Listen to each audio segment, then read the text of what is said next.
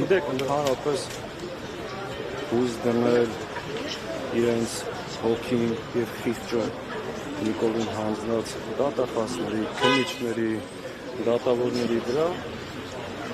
մենք այդ հույսերը շատ չունենք, որովհետև իրենք ապացուցել են, որ այսօրվա դատաիրավական համակարգը դարձել է Նիկոլ Փաշինյանի ձեռքին բութ գործիք, երկրում մեկ անձ իշխանություն հաստատելու, բռնաճնշումներ գործադրելու, կեղծ շինություն մեղադրանքներով մարդկանց կալանքի տանելու համար։ Բայց դա չի նշանակում, որ մենք մեր ձայնը պետք է չբարձրաձայնենք։ Այո, մենք կարծիքն ենք, եթե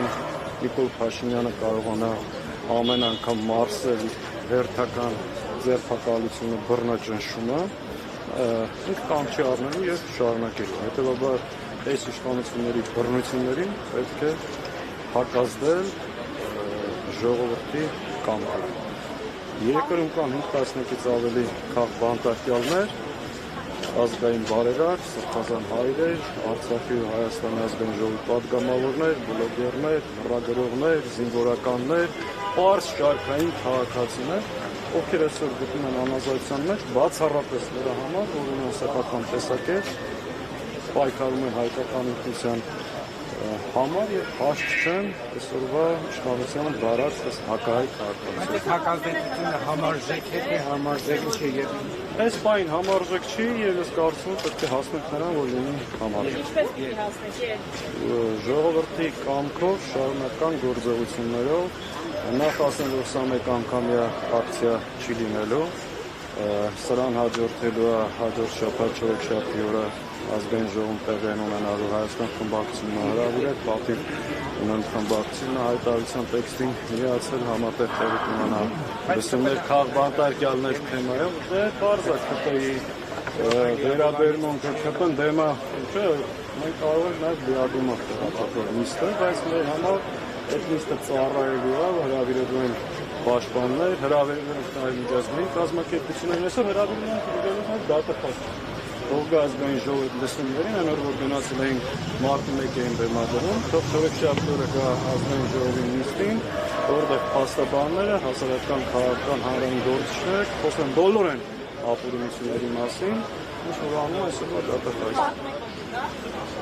Չի գա, մեր խնդիրն է հրավիրել, փաստերը ներկայացնել, եթե կգան, ուրախ կլինենք, չեն գա, կարձանագրենք, որ հերթական անգամ ստացվեց։ Գիտեք, մեր գործողությունները պայմանավորված չի իրանք ինչ կանեն, դեմ կքվեարկեն չեն, գա կբոյկոտեն։ Մենք պետք է քաղբանտարկյալների պաշտպանության օրակարգը դարձնենք առաջնային և այս ուղղությամբ պայքարենք հետևական։ Քաղբանտարկյալների դեմ են բռնապետությանը, որ գոյություն ունի, և Հայաստանի Հանրապետության այսօրվա իշխանությունները խոսքի ազատության և ժողովրդավարության թշնամուն են։ Երիտասարդներ մարտի 1-ի լսումներին ներկայացել են հերթական շոուներ, բոլորի նկարները կա, մի քիչ օրինակ կլինի, լավ ասում կա, ես անձամբ բոլոր տպագրվող նկարները նայել եմ, ու կա, ու բոլորին է կա, ու մեր համար ընդհանրապես տարբերություն չենք գնում, որովհետև մեկին անկախ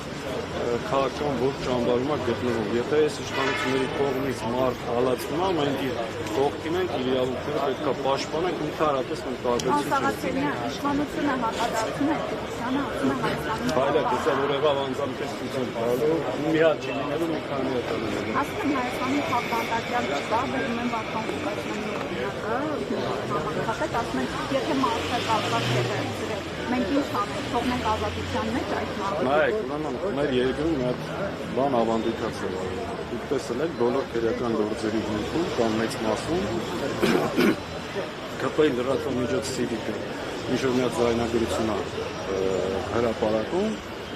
որից հետո քննչականը սկսում է քրեական վարույթ ու անմիջապես այդ մարդկանց կալանավորում։ Այս վերջի շրջանում նոր զարգացումներ կան։ Հայկական ժամանակն էլ արդեն հրապարակում է դատարանի վճիռը։ Դատավորները այլևս անելիք չունեն, պետք է հետևեն հայկական ժամանակի սիվիկի էջերին, տեսնեն ինչ են ասում, Նիկոլ Փաշինյանը լայախ չի անում SMS գրի դատավորները։ Արդեն հայկական ժամանակը միանգամից դատական որոշումներ հրապարակում է։ Ակնհայտ Գյումրիում ձերբակալել են 30-ից ավել մարդ, բացառապես նրա համար, այսինքն որ դեր են կանում իրենց քվեարկության, իրենց ձայնը։ Ու այս իշխանությունը, որ հաճախ խոսում է ժողովրդավարությունից, ցանկացած ընտրություն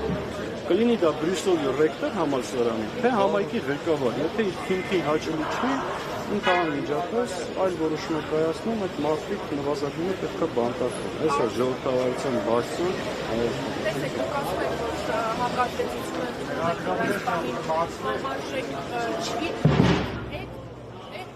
ներոնք են չեն կրակում հանգստը։ Ճանապարհային այն ինչ քարտեզ կա, զուգահեռաբար այդ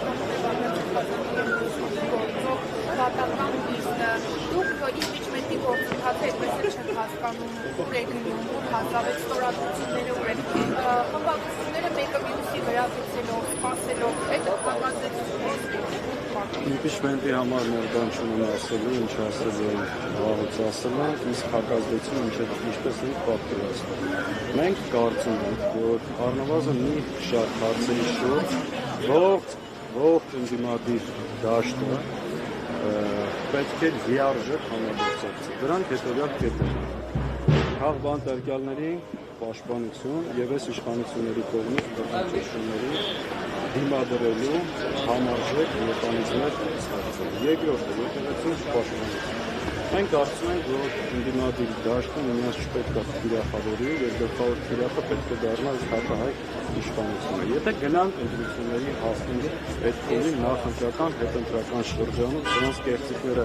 բացառելու ուղղությամբ համապատասխան մեխանիզմներ։ Այսինքն կան մի շարք օրակարգային անհրաժեշտ կետեր, որոնց շուրջ ողջ ընդդիմադիր դաշտը պետք է համագործակցի։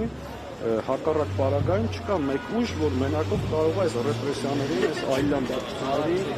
թեմը առնել։ Այս ուղղությամբ արդից օգտվելով ասեմ, որ մենք այդ նախաձեռնությամբ հանդես են գալու առաջիկա օրերին կլինի պաշտոնական հայտարարություն եւ քաղաքական ուժերից սկսենք գործակցությունները նախնական բոլոր ուժերով որ խոսել են շատ դրական վերաբերմունք կա եւ սա լինելու է առաջիկայում մեր առաջնային օրակարգում։ Վաղաշաբաթին օրենսդրություն դիմադրության շարժման ժամանակ ինչ պայմանավորվածություններ ունեցել որ չէր պահել։ Ինչու՞ մենք այդպես բանակ